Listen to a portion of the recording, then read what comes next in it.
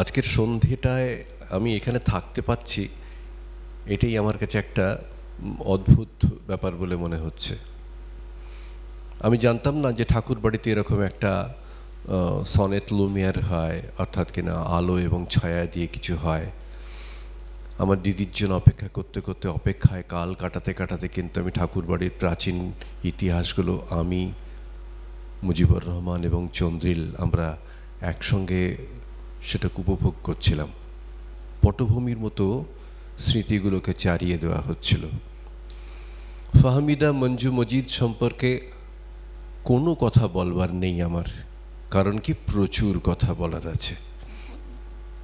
ফাহমিদা মঞ্জু মজিদ যাই হন আর তাই হন, তিনি একজন সৃষ্টিশীল স্নেহশীলা মানুষ, এবং সবথেকে বড় কথা হচ্ছে তার ভেতরে যে জিনিসটা না থাকলে কোনো মানুষ সৃষ্টিশীল হয়ে উঠতে পারেন না, সেটা হচ্ছে একটা বাউলাঙ্গের পাগলামি। ওইটি না থাকলে কিন্তু কোনো মানুষকে আমরা পরবর্তীকালে সৃষ্টিশীল বা সৃষ্টিশীল বলে আমরা তাকে মানতেই পারি না। কতখানি যে আজকে তিনি যাঁর নাতনি, সেটা আপনারা সকলে, সেই গোলাম মুস্তাফার নাম আপনারা তো খুব ভালো করে জানেন। শিশু এই ব্যাপারটার উপরে তাঁর একটা সাংঘাতিক লাইন, তারা সকলেই কিন্তু আমরা বাঙালিরা আজও ব্যবহার করি, কিন্তু জানি না সেটা গোলাম মুস্তাফার লেখা। শিশুর পিতা ঘুমিয়ে থাকে সকল শিশুর অন্তরে, এটা কিন্তু গোলাম মুস্তাফার লেখা, এটা আমরা অনেকেই জানি না। আজকে কথাটা বলতে গিয়ে আমার হঠাৎ মনে পড়ল যে আমাকে একজন জিজ্ঞেস করেছিলেন যে অমরদা, আপনি তো অনেক কিছু করেন, এইটা করেন, ওটা করেন, সেটা করেন, আমি সেই জিনিসগুলোর মধ্যে যাচ্ছি না, তো আপনি কি ডাইনেস্টিক্যালি করেন? মানে মানে আপনার পরিবারের এটা কেউ করতেন? না, আমার পরিবারের কখনো কেউ ম্যাজিক দেখাননি, আমার পরিবারের কখনো কেউ হাতের ছায়া কখনো করেননি। তাহলে আপনার মানে আপনার পূর্বপুরুষ অ্যাকচুয়ালি কী করতেন? আমি বাধ্য হয়ে বললাম যে আমার একজন পূর্বপুরুষ, তিনি ফাঁকিবাজি করে দলিল দস্তাবেজের মধ্যে হিসেব করতে গিয়ে গান লিখে রেখে দিতেন, এবং সে গান পরবর্তীকালে বাংলা সাহিত্যের একটি বিপুল সম্পদ হয়ে দাঁড়িয়েছিল, কারণ তার নাম রামপ্রসাদ সেন। এবং সেক্ষেত্রে একটা কথা আমার মনের মধ্যে চিরকাল গুনগুন করেছে ছোট বয়স থেকে, মন রে কৃষিকাজ জানো না, এমন মানব জমিন রইল পতিত, আবাদ করলে ফলতো সোনা। এই কথা লেখবার মতো তখন তার ত্রিসীমানায় কোনো রকম কোনো বাংলা লেখক বা কবি কেউ ছিলেন না এত সহজ করে বলবার মতো। তো সেই সহজিয়া উপস্থাপনার প্রতি আমার একটি আকর্ষণ চিরকালীন। পরবর্তীকালে অদ্ভুতভাবে আমি পেয়ে গেলাম একটা পাপেট্রি ফেস্টিভ্যালে, বা সেখানে সেই নিয়ে কথাবার্তা বলবার জন্যে একটি মেলার পরিসরের মধ্যে একজন ভদ্রমহিলার সঙ্গে আমার আলাপ হলো। তার নাম হচ্ছে ফাহমিদা মঞ্জু মজিদ। তিনি এসছেন, তার মামার অনুষঙ্গ আমাকে শোনালেন। তিনি মন্টু মামা বলে ডাকেন, কিন্তু সেই ভদ্রলোক মুস্তাফা মানোয়ার, তার যে পাপেট্রি শো, সেটা আমি ব্যক্তিগতভাবে দেখেছি, কারণ আমি যখন সেই সময় আমাদের সুরেশ দত্তর সঙ্গে একত্রিত হয়ে, তখন আমি একজন কনভেনার ছিলাম যে বিশ্ব পাপেট্রি ফেস্টিভ্যালের, সেই সময় মুস্তাফা মানোয়ারের কাজ দেখেছিলাম। কত দেশ থেকে কত শিল্পী এসছিলেন, ইভেন সুরেশদা নিজেও অনেক চমৎকার চমৎকার প্রেজেন্টেশন করলেন।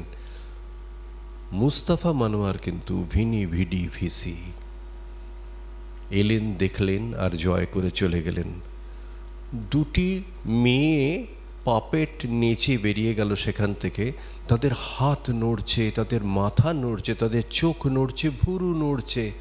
আমরা ভাবলাম যে খুব ক্ষুদে কতগুলো মানুষকে দিয়েই করে দেওয়া হলো না তো, এতখানি তার উপস্থাপনার এত সাজুজ্য জীবন্ত প্রাণীর সঙ্গে। ভেতরে যখন গেলাম পরবর্তীকালে তিনি আমাদের দেখালেন যে আঙুল দিয়ে এই আঙুলের বিন্যাসের মধ্যে কতগুলো রিংয়ের মধ্যে টান মেরে তার উপরে প্রচণ্ড পরিমাণে সংযম এবং প্রচণ্ড পরিমাণে একটা কন্ট্রোল রেখে তবে ওই পাপেট্রি করা হয়েছে। সব মুছে গেল আমাদের মন থেকে। যত পাপেট্রি দেখেছি সমস্ত পাপেট্রির ইতিহাস মুছে গেল মন থেকে। জেগে রইল শুধু মুস্তাফা মানোয়ারের করা ওই মেয়ে দুটির নাচ। অসাধারণ। বাংলাদেশ আমাদের কাছে তখন সঙ্গে সঙ্গে উজ্জ্বল হয়ে উঠল যে পাপেট্রি তো এত ভালো। সেই মুস্তাফা মানোয়ারের যে ভাগ্নি সেই মঞ্জু মজিদ, কেন আমি একটু পাগলামি না থাকলে ব্যাপারটা কথাটা কেন বলেছি কোনো সময়, তার কারণটা হচ্ছে যে আমি যখন জার্মানিতে, আমার সঙ্গে সব্যসাচী রয়েছেন, অমর সব্যসাচী, তখন সেই সময় জার্মানিতে পারফরমেন্স করার জন্য আমরা গেছি। লন্ডন থেকে উনি বললেন তোমাদের সঙ্গে দেখা করার জন্য আমি আসছি জার্মানিতে। আরে আমরা কোথায় তোমাকে শুতে দেবো, তোমায় কোথায় খেতে দেবো, আমরা নিজেরাই এখানে আশ্রিত। বললো ওসব তোমাদের চিন্তা করতে হবে না, আমি আসছি। ভয়ে ভয়ে বসে রইলাম জার্মানির একটা হোটেলের ঘরের মধ্যে। সকালবেলা ঘরে টেলিফোন গেল যে ভদ্রমহিলা এসে নিচে বসে আছে। সেই হলো, চলেই এলেন শেষ অবধি, কেলেঙ্কারি। দেখতো না দেখ, ধরতো না ধর করতে করতে আমরা তখন নিচের লাউঞ্জে এলাম, এসে দেখলাম মঞ্জুদি বসে আছে। তারপর থেকে কন্টিনিউয়াসলি আমাদের সঙ্গে থাকা, আমাদের পারফরমেন্স দেখা, তারপরে সেখান থেকে ডিনার করানো, সব কিছু করানোর পর মাথায় হাত, কোথায় শুতে দেবো তোমাকে, আমার তো নিজস্ব কোনো ঘর নেই। বলে কোনো চিন্তা করো না, এখানে আমি কনসুলেটের জায়গায় চলে যাই। তখন রাত্রির বেলা, অনেক রাত্রির হয়ে গেছে। একা একা একটা গাড়ি করে বেরিয়ে চলে গেলেন। কোথায় বেরিয়ে চলে গেলেন ভগবান জানেন। আমাদের অপরাধ বোধ সাগরের মধ্যে ভাসিয়ে দিয়ে উনি সঙ্গে সেখান থেকে বিদায় নিলেন। এই পাগলামি কেন উনি করলেন? ওর কি কোনো বই সেখানে প্রকাশিত হয়েছে? না, শুদ্ধ দুটি ভাইয়ের প্রতি অবিমৃষ্য ভালোবাসা এবং আলটিমেটলি তাকে টেনে এনেছিল যে ওদের সঙ্গে একটু দেখা করব। অনেক দিন দেখা হয়নি। তা কোথা থেকে? তারা আসছে ভারত থেকে, আমি আসছি লন্ডন থেকে। মেলবার জায়গা কোথায়? না জার্মানি। তো এই বার্লিনের সেই, আমি আবার বার্লিন বলে আমি ভুল করব না, আমাকে এত ধমক খেতে হয়েছিল ওখান থেকে। তারা হাসাহাসি করে বলেছিল যে বার্লিন। আমি তখন বললাম বার্লিন আছে, আমি কোনোদিন চিরকাল বার্লিন বলেই জানি, আমাদের বার্লি বলে আমরা অভ্যস্ত। এবং তার পরবর্তীকালে আমি যখন একা ফের জার্মানিতে গেছি, সেখানেও আমি দেখেছি সেখানে যে গাড়িটির একটি কারখানা, সে কারখানাটা 10 বছর পূর্তিতে, তার নাম নাকি ফোক্সওয়াগেন। আমি চিরকাল ভক্সওয়াগন বলে এসেছি। তবে সেখানে গিয়ে আবার ধমক, যেখানে এখানে ভি এর উচ্চারণ হচ্ছে ফোক্সওয়াগেন, তোমাকে বলতে শিখতে হবে, ইত্যাদি ইত্যাদি। তো যাই হোক, সেক্ষেত্রে কিন্তু আমি ব্যক্তিগতভাবে চিরটা কাল একটি কাজ করে গেছি। যেখানে যেখানে প্রদীপ দেখেছি, হাতে একটা ছোট্ট কাঠি নিয়ে একটু তেল ঢেলে দিয়ে ওই কাঠি দিয়ে প্রদীপটিকে উস্কে দিয়েছি।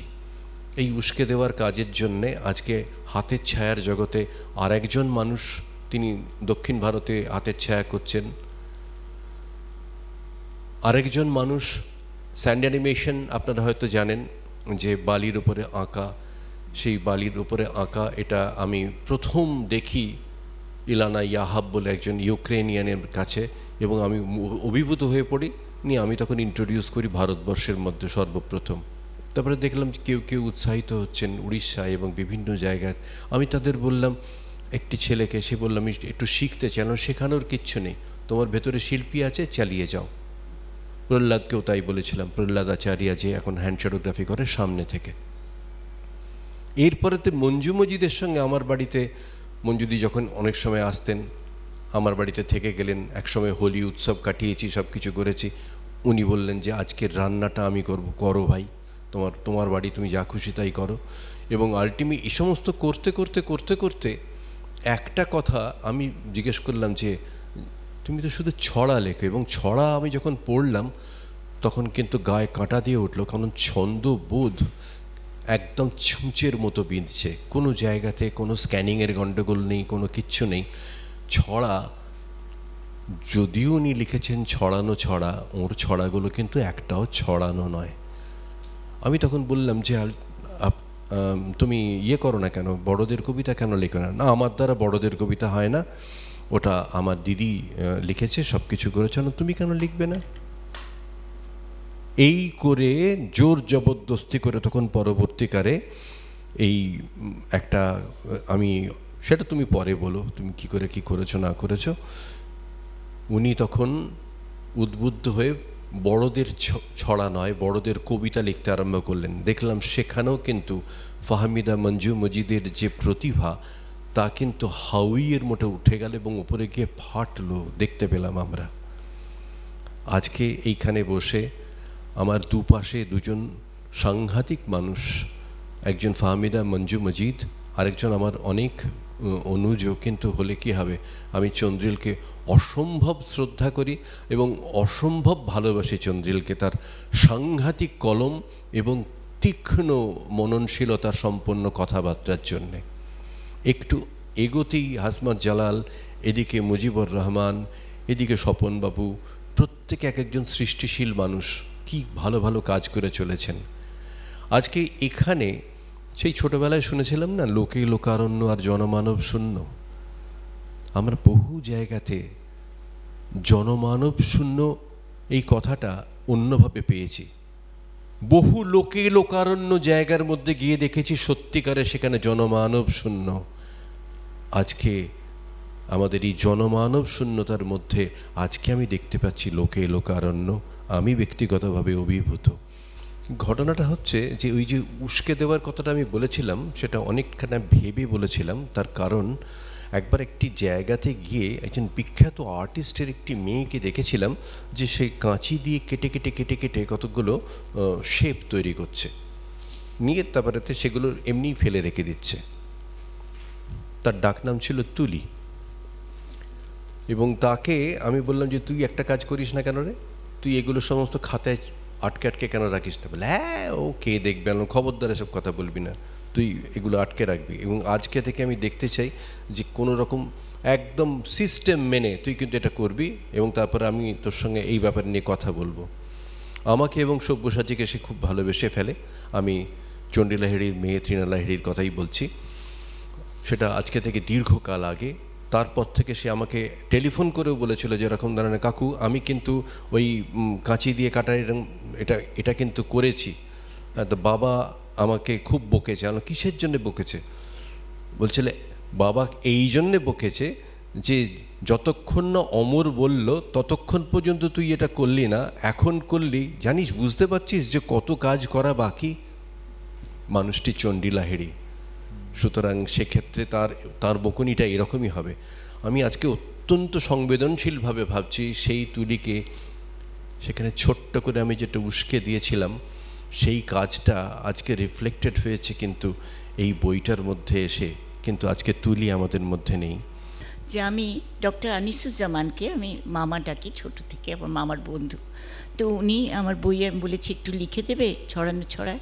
তো এখানে মানে অবশ্যই ইয়ে লিখেছেন আবু সাইদ, আবদুল্লাহ আবু সাইদ, উনি লিখেছেন, যা লেখার খুব সুন্দর করে লিখেছেন। এই পৃষ্ঠায় মামা লিখলেন যে মঞ্জুর এই অনায়াস যাতায়াত শিশু জগতের সাথে, এই লাইনটায় আমি তোমার ওই গল্পটার সাথে যুক্ত করি, বুঝছো?